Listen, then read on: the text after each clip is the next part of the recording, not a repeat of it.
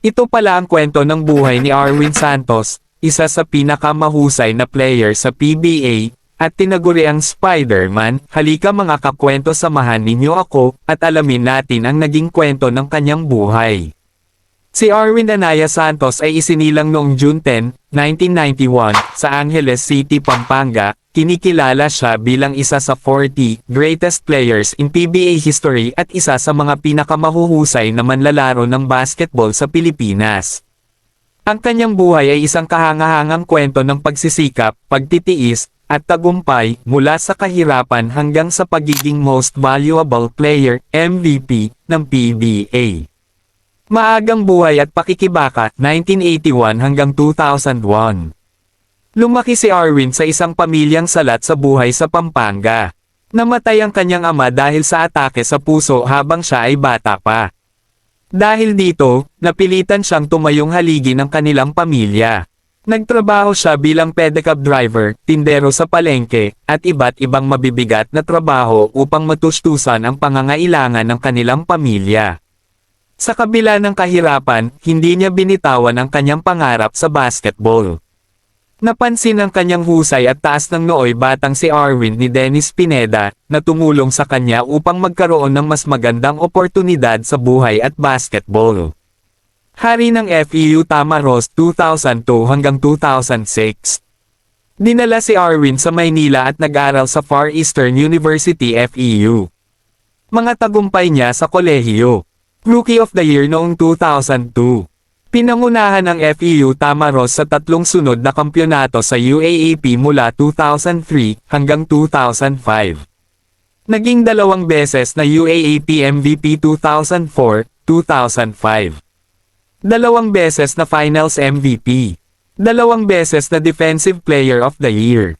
Ipinaretire ng FEU ang kanyang jersey number 19 bilang pagkilala sa kanyang kontribusyon. Sa panahong ito, kinilala siya bilang isa sa pinakamagaling na collegiate players sa bansa. Pagsikat sa PBA, ang The Spider-Man, 2006, 2021. Noong 2006, napili si Arwin bilang ikalawang overall pick ng Air 21 Express sa PBA draft. Dahil sa kanyang mga nakamamanghang dunk at mataas na talon, tinawag siyang The Spider-Man. Mga pangunahing parangal. PBA Most Valuable Player 2013.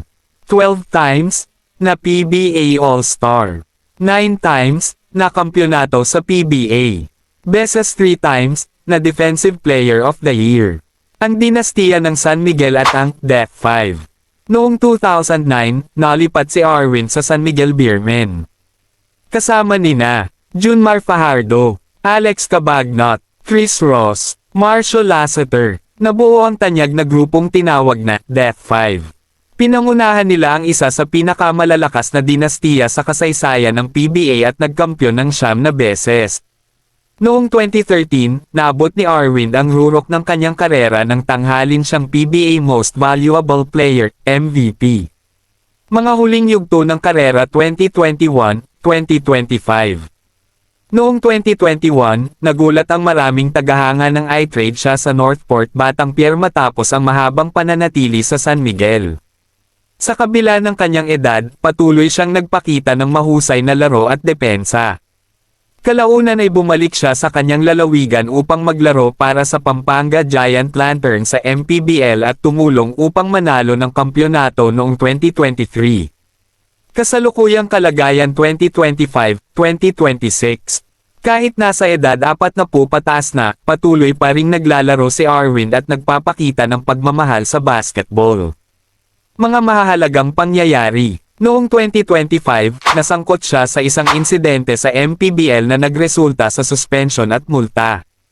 Noong May 2024, opisyal na niretiro ng San Miguel Beermen ang kanyang jersey number 29, bilang pagkilala sa kanyang napakalaking ambag sa koponan. Noong 2026, PBA All-Star Weekend sa Vigan, nagpakitang gilas siya sa edad na 44 at nagpahayag ng interes na muling maglaro sa PBA kung makatutulong pa siya ng malaki sa isang koponan. Ang kwento ni Arwin Santos ay patunay na ang sipag, tiyaga, at pananampalataya sa sarili ay kayang magdala ng isang tao mula sa matinding kahirapan tungo sa tagumpay. Mula sa pagiging pedicab driver, naging PBA MVP, maraming beses na kampyon, at isa sa mga pinakadakilang manlalaro sa kasaysayan ng Philippine basketball. Hanggang ngayon, siya ay nananatiling inspirasyon sa mga kabataang Pilipino na nangangarap makaahon sa buhay sa pamamagitan ng sipag at determinasyon. Nagustuhan nyo ba ang ating video mga kakwento? Huwag mo naman kalimutang i-like ang video natin at i-follow mo na rin ako, para updated ka sa mga bagong video natin at i-comment mo na rin dyan sa baba kung saan lugar ka para alam ko kung saan nakarating ang ating video. Salamat!